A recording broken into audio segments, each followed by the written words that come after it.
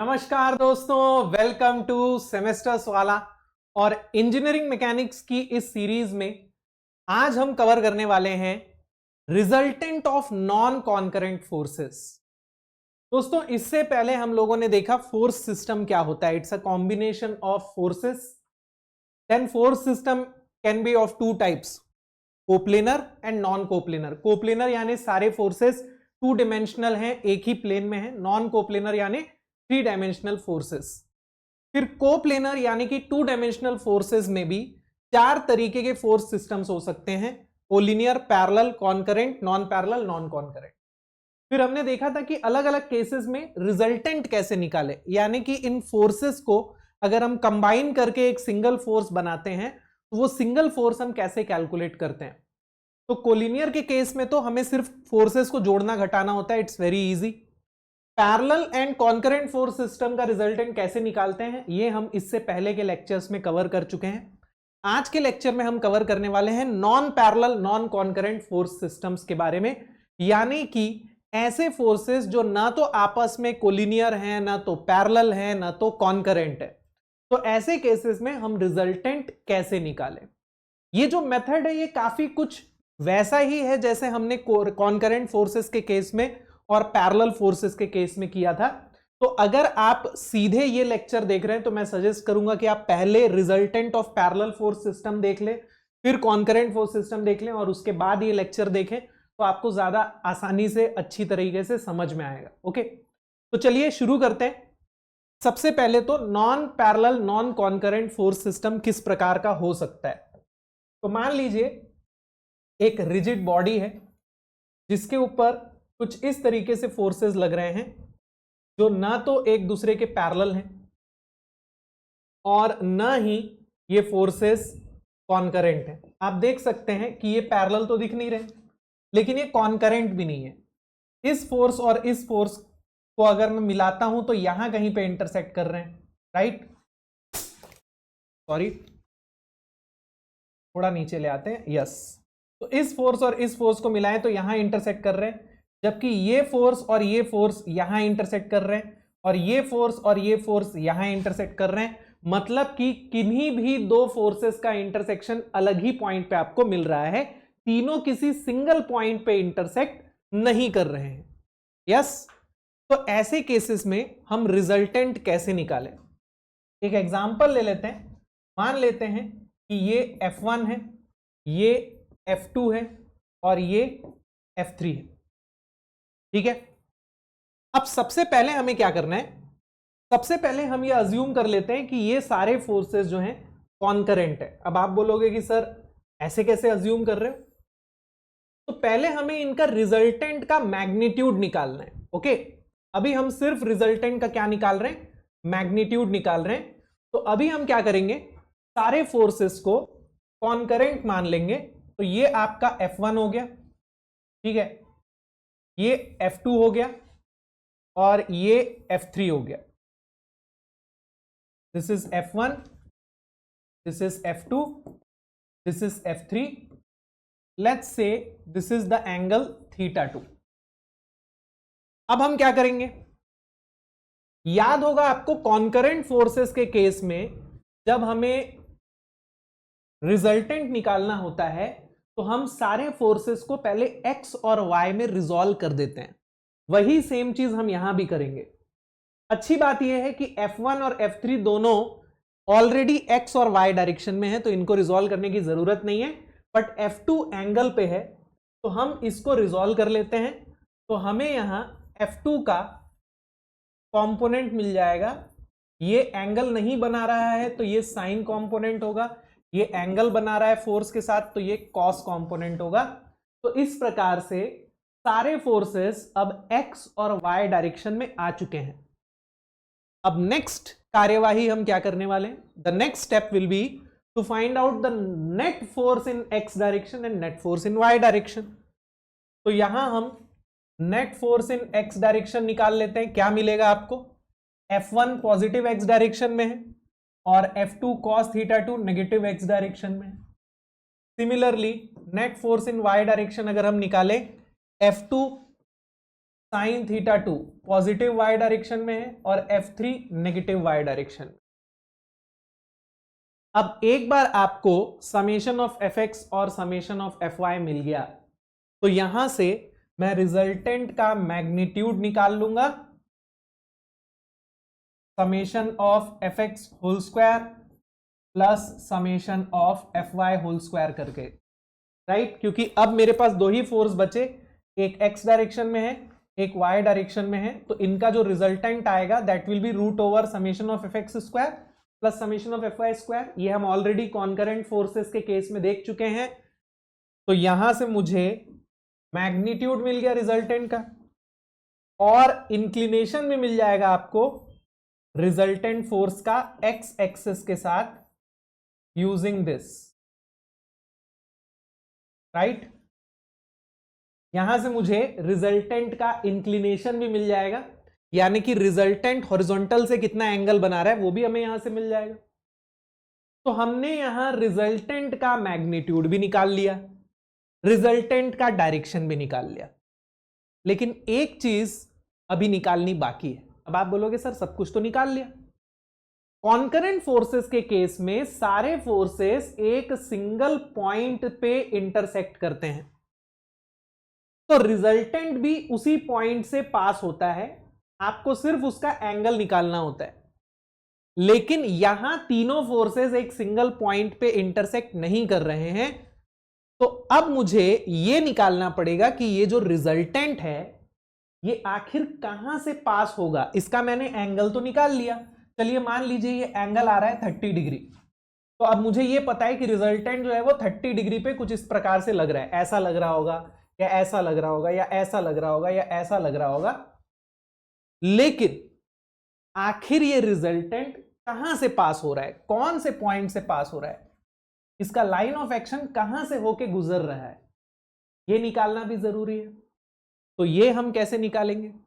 तो आपको मैंने पैरेलल फोर्सेस के केस में रिजल्टेंट का डिस्टेंस निकालने का कॉन्सेप्ट बताया था, अगर आपको याद हो तो। मतलब मान लीजिए ये आपकी रिजिड बॉडी है, ओके, आपको यहां मैंने तीन फोर्सेस दिए थे, राइट? एक F1, एक F2 और एक F3, राइट? इनका हमने रिजल्टेंट निकाल लिया। मान लेते हैं कि हमारा जो रिजल्टेंट है 30 डिग्री पे, मतलब कुछ एंगल पे लग रहा है और वो कुछ ऐसा आ रहा है, okay, let's say this is your R। अब मुझे इस R का डिस्टेंस निकालना है किसी एक पॉइंट से, कोई भी पॉइंट आपको दिया हो सकता है जहां से आपको पूछेगा कि यहां से रिजल्टेंट बताओ। चलिए मैं मान लेता हूं कि मुझे ना इस पॉइंट से रिजल्टेंट का डिस्टेंस पूछा जा रहा है, दिस इज पॉइंट A, यहां से मेरे को रिजल्टेंट का डिस्टेंस निकालना है। अब हम क्या करेंगे? मान लीजिए रिजल्टेंट जो है वो इस पॉइंट से कुछ d डिस्टेंस पे है, okay, this is the perpendicular distance of resultant from this point, let's say this distance is d, okay.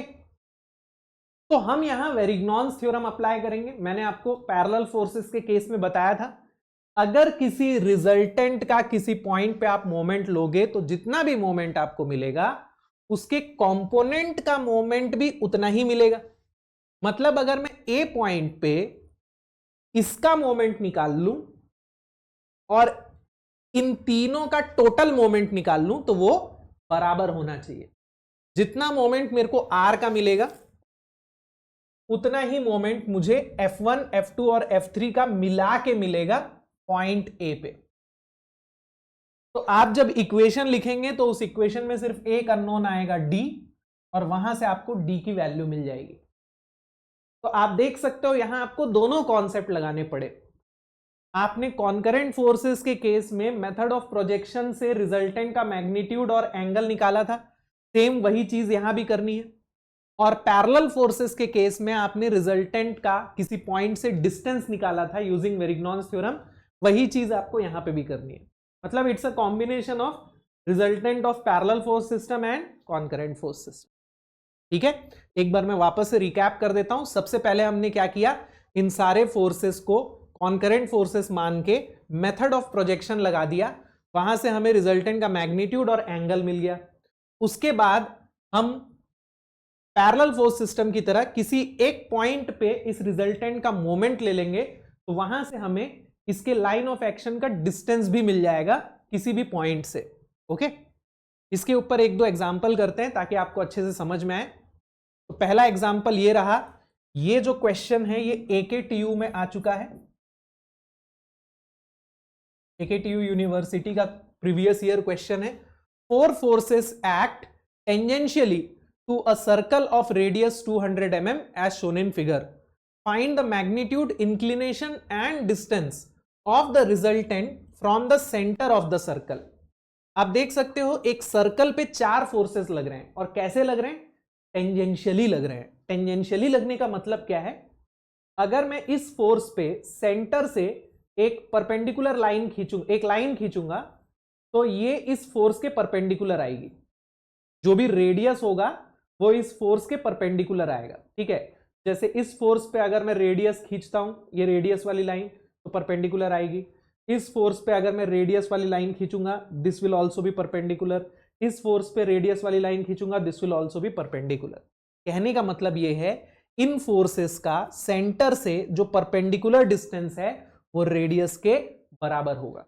Okay, अब हमें इन चारों फोर्सेस के रिजल्टेंट का मैग्नीट्यूड निकालना है, एंगल निकालना है, इंक्लिनेशन निकालना है और डिस्टेंस निकालना है। ओके, तो सबसे पहले हम क्या करेंगे, सबसे पहले हम इन सारे फोर्सेस को कॉन्करेंट फोर्सेस मान लेंगे। ओके,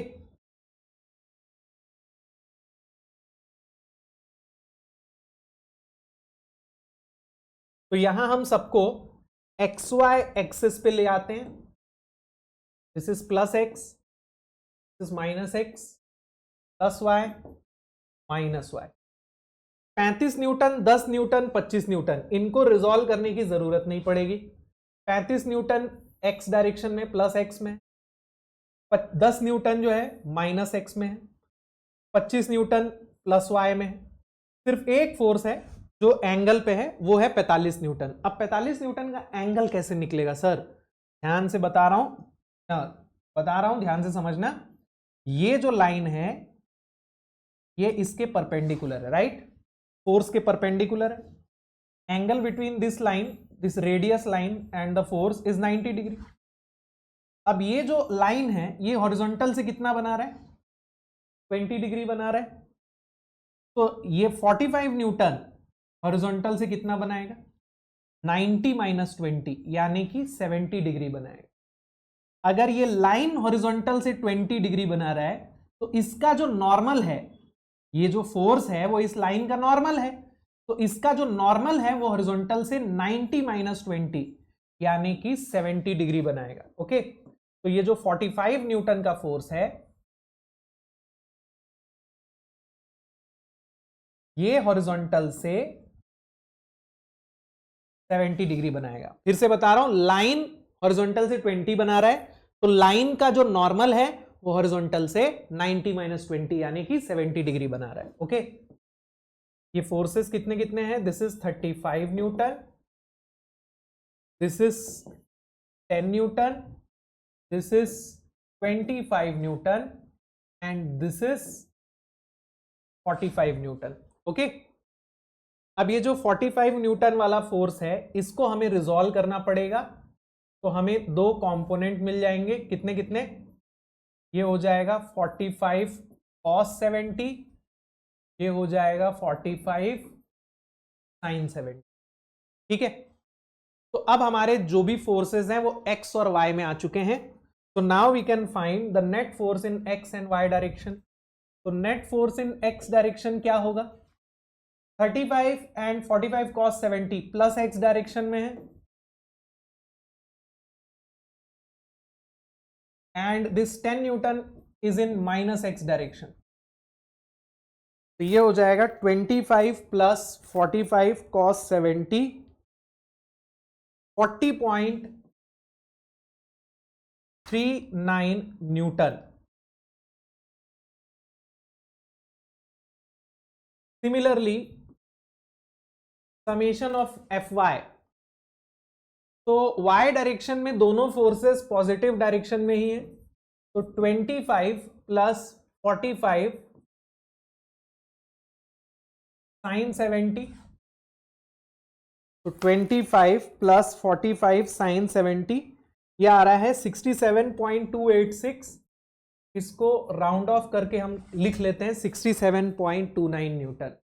तो अब हमारे पास एक फोर्स x में है और एक फोर्स y में है, और आप देख सकते हो दोनों पॉजिटिव है, यानी दोनों पॉजिटिव डायरेक्शन में आएंगे।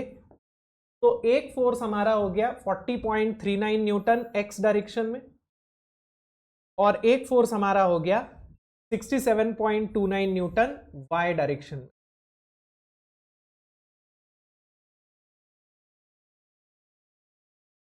$40.39 न्यूटन एंड 67.29 न्यूटन। अब इनका जो रिजल्टेंट आएगा उसका हम मैग्नीट्यूड और इंक्लिनेशन इस डायग्राम से निकाल सकते हैं। This is going to be the resultant R and this is going to be the angle of the resultant. तो रिजल्टेंट का मैग्नीट्यूड कितना आएगा? रूट ओवर 40.39 का स्क्वायर प्लस 67.29 का स्क्वायर, पाइथागोरस। तो root over 40.39 square plus 67.29 square 78.48 newton. So this is the magnitude of the resultant force। Angle निकालना है तो ट्रिग्नोमेट्रिक रिलेशन यूज करके हम निकाल सकते हैं। इस ट्रायंगल को देखिए, इस ट्रायंगल में ये परपेंडिकुलर 67.29 है और ये बेस 40.39 है। 67.29 डिवाइडेड बाय 40.39, तो alpha will be equal to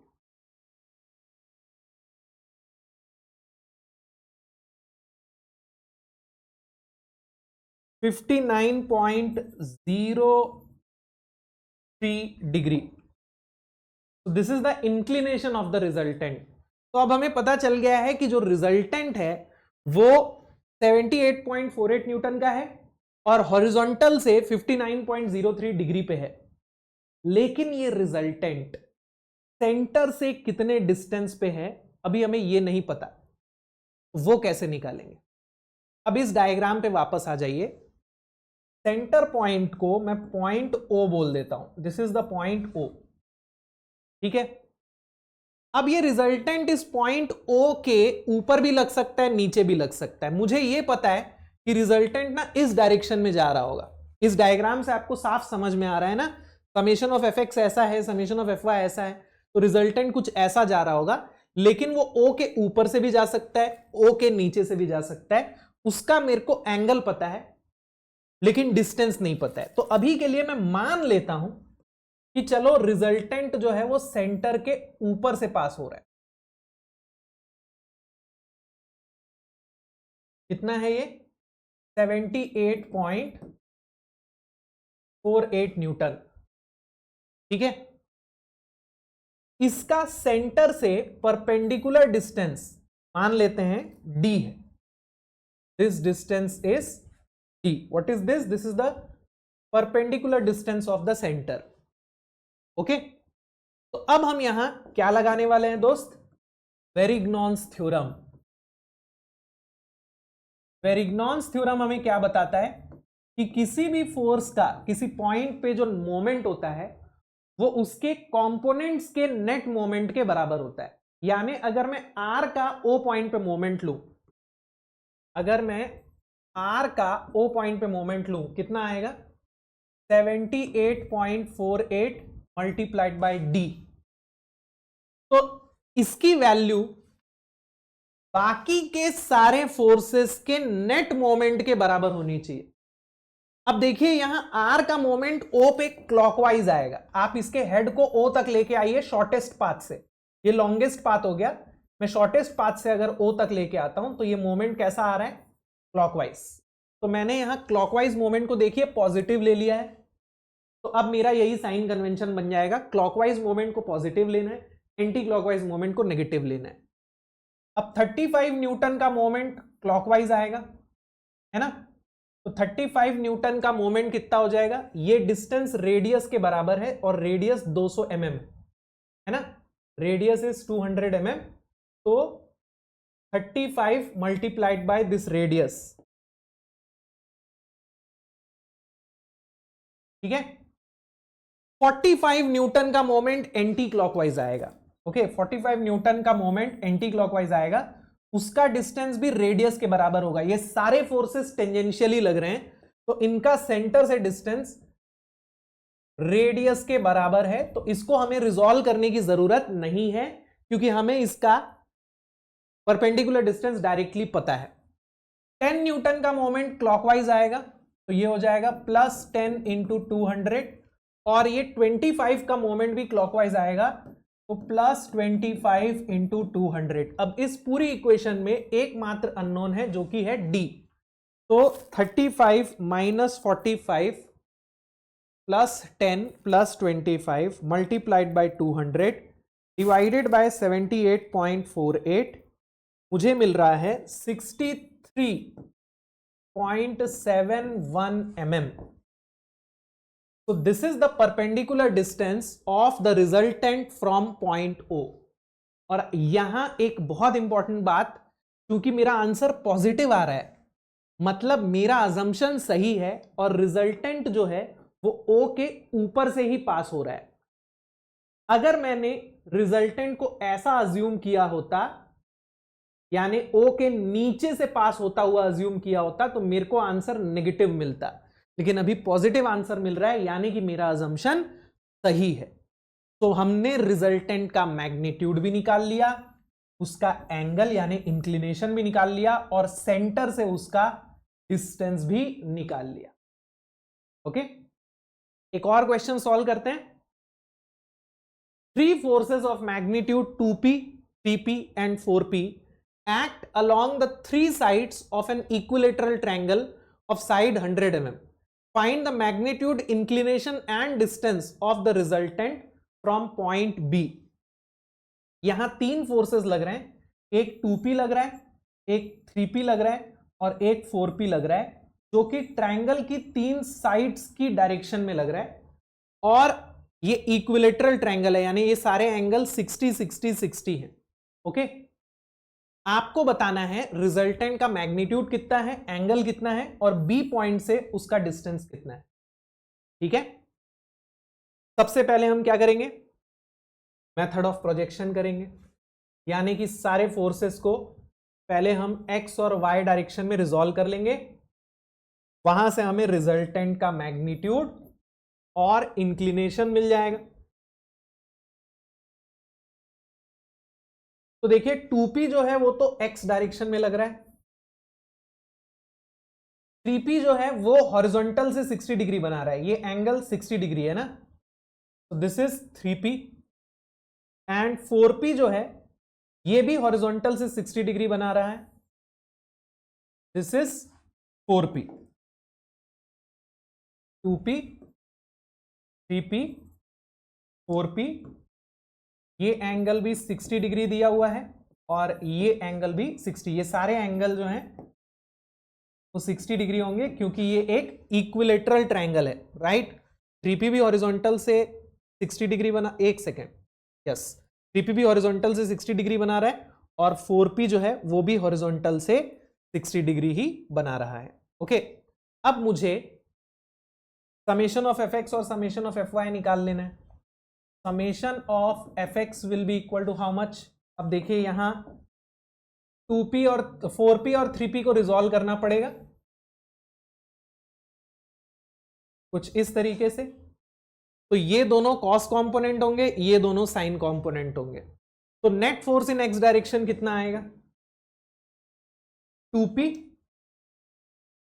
minus 3p cos 60 minus 4p cos 60, right. 3p और 4p के cos कंपोनेंट जो है वो नेगेटिव एक्स डायरेक्शन में है, तो ये हो जाएगा 2 माइनस 3 cos 60 माइनस 4 cos 60 यानी कि minus 1.5p। Okay, and net force in y direction, तो 3p का साइन कंपोनेंट अपवर्ड है और 4p का साइन कंपोनेंट डाउनवर्ड है, तो 3p sign 60 minus 4p sign 60 यानी कि ये हो जाएगा p sine 60 minus p sine 60 यानी कि माइनस 0.866p। ठीक है, अब मेरे पास जो x और y नेट फोर्स आया है दोनों नेगेटिव डायरेक्शन में। ठीक है, x डायरेक्शन में माइनस 1.5p आ रहा है और y डायरेक्शन में 0.866p आ रहा है, कुछ ऐसा, दोनों नेगेटिव डायरेक्शन। अच्छा सॉरी, नेगेटिव में है ना,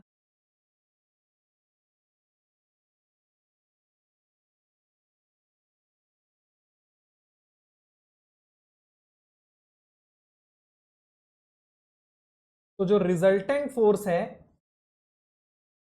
उसका मैग्नीट्यूड और डायरेक्शन आप इस डायग्राम से निकाल सकते हैं। This is resultant R and this is the angle of resultant alpha. So resultant will be root over 1.5p का स्क्वायर प्लस 0.866p का स्क्वायर।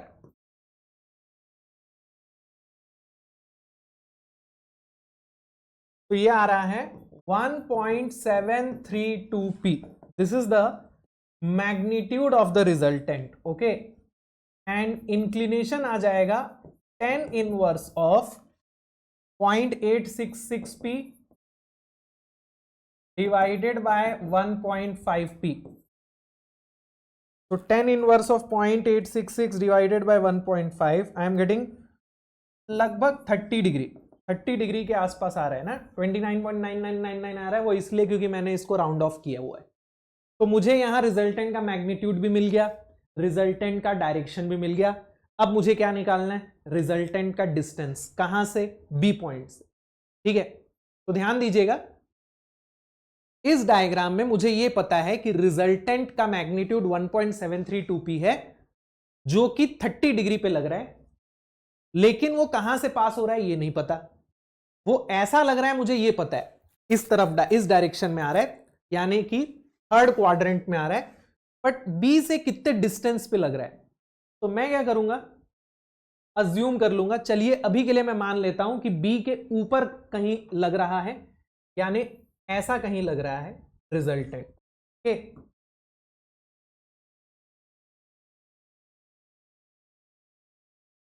उसका बी से जो परपेंडिकुलर डिस्टेंस है ये हम मान लेते हैं डी है।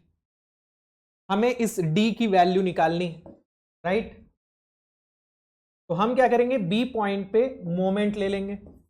अब जब हम बी पॉइंट पे मोमेंट लेंगे तो ध्यान देना, इस 4p का मोमेंट आपको नहीं मिलेगा क्योंकि ये 4p खुद ही बी से पास हो रहा है। इस 2p का मोमेंट भी नहीं मिलेगा क्योंकि ये भी बी से ही पास हो रहा है, बट इस 3p का मोमेंट आपको मिलेगा, राइट। अब ये 3p का लाइन ऑफ एक्शन है, तो हम इसको रिजॉल्व कर सकते हैं क्या, बिल्कुल। अब यहां मैं प्रिंसिपल ऑफ ट्रांसमिसिबिलिटी लगाऊंगा। मैं चाहे तो 3p को यहां पे भी रिजॉल्व कर सकता हूं, चाहे तो यहां पे भी रिजॉल्व कर सकता हूं, चाहे तो यहां पे भी रिजॉल्व कर सकता हूं। This is principle of transmissibility. नहीं पढ़े हो तो जाके पढ़ लो, प्रीवियस लेक्चर्स में आपको मिल जाएगा। तो मैं इस फोर्स को यहां इस पॉइंट पे रिजॉल्व कर लेता हूं। उससे फायदा क्या होगा सर, फायदा ये होगा कि एक कंपोनेंट जो होगा वो बी से ही पास होगा, right. This is 3p cos 60, ये एंगल 60 डिग्री है, and this is 3p sin 60। तो मेरे भाई 3p cos 60 b से ही पास हो रहा है, उसका मोमेंट भी 0, आपको सिर्फ 3p sin 60 का मोमेंट लेना पड़ेगा। तो दोस्त, वेरिग्नॉन्स थ्योरम से बी पॉइंट पे मोमेंट ले लेते हैं, तो रिजल्टेंट का मोमेंट हो जाएगा 1.732p multiplied by D. Sir इसको आप क्यों रिजॉल्व नहीं कर रहे? क्योंकि मैंने इसका परपेंडिकुलर डिस्टेंस माना है डी, मैं अभी परपेंडिकुलर डिस्टेंस निकाल रहा हूं। ओके, तो 1.732 p multiplied by D, this is equal to moment of all these three forces. अब देखिए 4p और 2p ऑलरेडी b से पास हो रहे हैं, 3p को हमने रिजॉल्व किया। सर इसको क्यों रिजॉल्व किया? इसको तो नहीं किया था, क्योंकि 3p का परपेंडिकुलर डिस्टेंस हमें नहीं पता है ना। इसको परपेंडिकुलर डिस्टेंस मत मान लेना भाई, क्योंकि ये जो एंगल है ये 60 डिग्री है, इसका परपेंडिकुलर डिस्टेंस ऐसा कुछ आएगा। चाहे तो वो कैलकुलेट किया जा सकता है, लेकिन मैंने अभी कैलकुलेट करने की जगह क्या किया, 3p को रिजॉल्व कर दिया। तो 3p का कॉस कंपोनेंट खुद ही b से पास हो रहा है, उसका मोमेंट नहीं आएगा, 3p के साइन कंपोनेंट का मोमेंट आएगा। अब ये रिजल्टेंट एंटी क्लॉकवाइज मोमेंट लगा रहा है, उसको मैंने पॉजिटिव लिया है, ये भी एंटी क्लॉकवाइज मोमेंट ही लगाएगा, तो इसको भी पॉजिटिव ही लूंगा, तो ये हो जाएगा 3p sin 60 मल्टीप्लाइड बाय 100। तो यहां से मेरे को d की वैल्यू मिल जाएगी, p और p कट जाएगा, it will become 3 sin 60 into 100 divided by 1.732, तो मुझे मिल रहा है 150 mm। So this is the perpendicular distance of the force resultant from point P। तो इस तरीके से आप रिजल्टेंट का मैग्नीट्यूड, इंक्लिनेशन और परपेंडिकुलर डिस्टेंस निकाल सकते हैं। This is all about finding the resultant of non concurrent. I hope you understood everything. Tell me in the comments आप लोगों का अगर और कोई भी दिक्कत हो, कोई भी डाउट हो। तब तक अगले लेक्चर में मैं फिर से एक नए टॉपिक के साथ आऊंगा। तब तक के लिए बाय बाय, टेक केयर, जय हिंद।